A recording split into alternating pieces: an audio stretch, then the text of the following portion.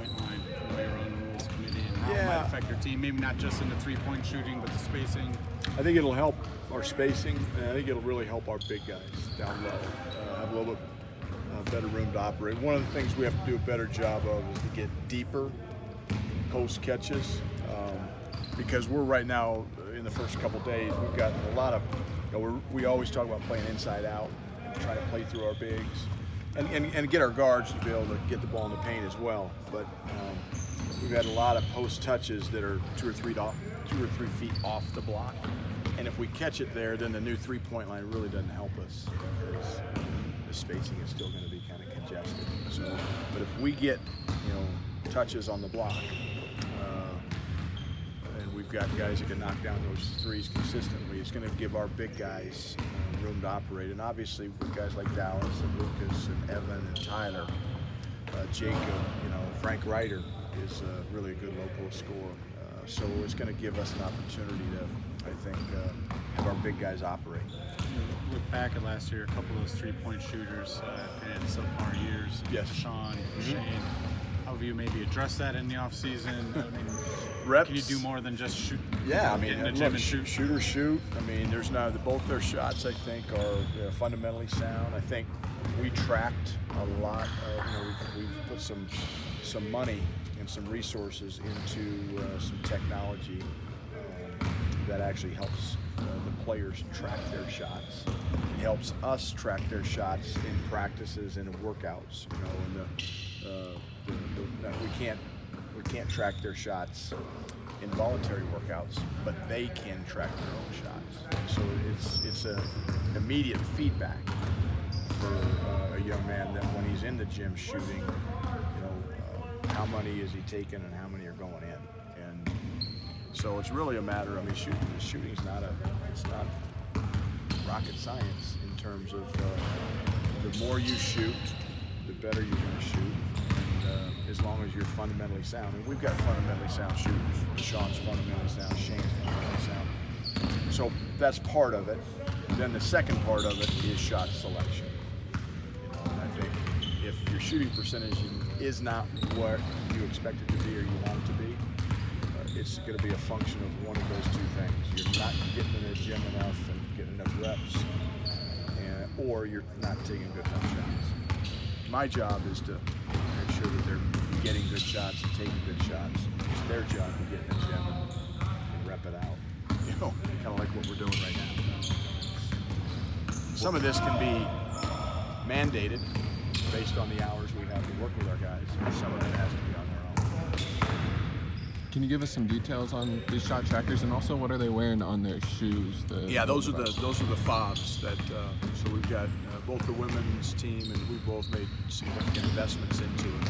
So they've got a fob on their shoes, to track speed. And there's a chip in the ball, and so it basically takes the ball and assigns it to a player based on the fob on the shoe. It's pretty high-tech stuff. And then there's sensors all around the gym that kind of show us or connect the fobs to the chips and the balls.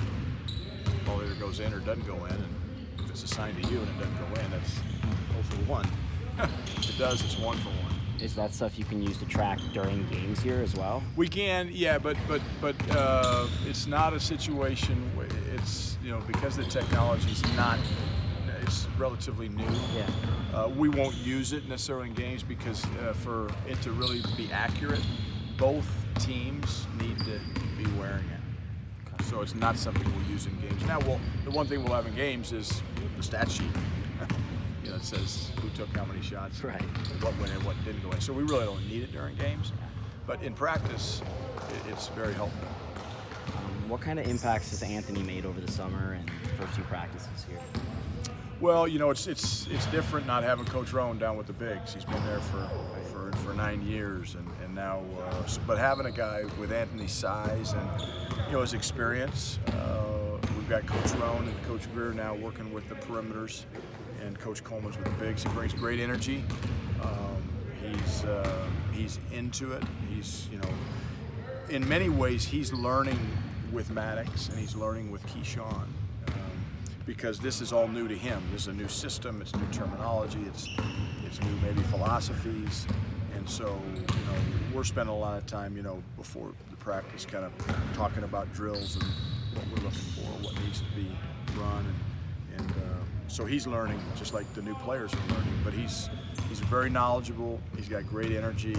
It's nice to have a 6'10" guy down there that can, put his arms up and simulate another big guy. Nothing against Coach Rome, but he couldn't do that. But and I think it's been a nice maybe change of pace for Coach Rome. Because again, not that you get stale, but I do think it's nice to change it up a little bit. But I've talked to Coach Coleman. That doesn't, just because he's working with the bigs doesn't mean he can't coach the guards, and just because Coach Rome's coaching the guards, he can't coach the bigs. And same with Coach Greer. And we don't get too specialized.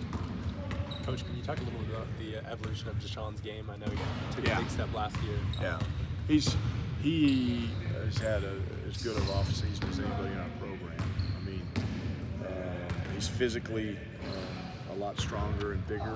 Just the natural maturation, obviously the work he's put in with Coach Englehart in the weight room. But he's also really worked on his shooting. When we look at all the shots we took in the preseason, in the workouts, he was by far our best in terms of overall shooting. And he's playing with a high degree of confidence right now, and I think he's going to be a guy. I think McKinley and Tyler obviously being first-team All-League guys, we know what they're capable of, and we know what we expect of them. I think Deshaun has got the ability to really step his game up and be that kind of third option, if you will. But he's defensively, offensively, he's playing with a lot of confidence. It seems like all those guys in Dallas has come back. One guy that might be getting overlooked a little bit is Lucas. Yeah. He's a guy that's obviously played a lot of basketball here. How do you see his role kind of shaking out Yeah, this year? I think it's as I look at our bigs, those four guys, we've got four guys that have proven it. And I think, Lucas's biggest issue, I think, in the past has been consistency. So, but his body is taking another step up. I mean, he's physically strong. He's shooting the ball with a lot of confidence. And I know last year he shot it well in stretches and then struggled in stretches. And sometimes, shooters do go into slumps. I hope we have enough of them this year where, we can adjust that. But we need to get Lucas shots. He's a senior. He's smart. He's made a couple of plays here just in the first 2 days of coming out and slipping out of ball screens and getting himself. He's figured out how to get himself shots, and that's part of it. And then the other part of it is we have to be able to get him shots as well. But it's really nice as a coach when you got players that know how to get themselves shots. There's certain guys that have the ability to do that. Lucas is, I think, starting to figure that out. What have you seen from Dallas Walton so far? Are there any challenges? Well, I asked him today before practice, how his knee felt yesterday. He said it felt fine, it felt good. So, again, I mentioned yesterday after practice there may be a little rust on his game, but he'll be getting it out. And this is really the first time in terms of going up and down. We did a lot of half-court stuff this fall, a lot of shooting, a lot of skill work. But in terms of scrimmage situations, it's he's going to be fine though. He's a good player, and we know what his upside is. And now it's just a matter of getting him reps and kind of getting him back in the flow of things. How much do you think? No, you go with your follow-up.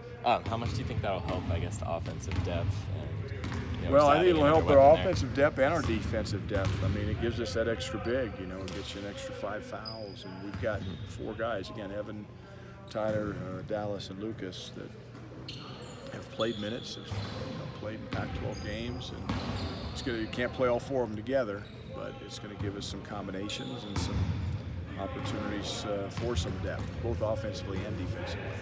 Keep on wanting to ask about Frank Ryder. First of all, is he healthy? And second of all, how can he help this team? Yeah, Frank is healthy, and I think he can help this team in practice, and then he can help this team when his name is called in games.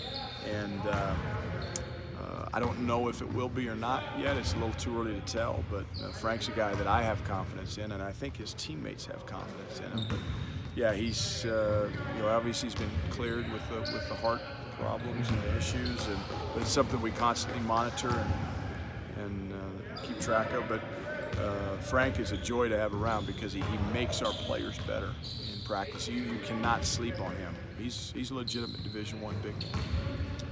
Thanks, Coach.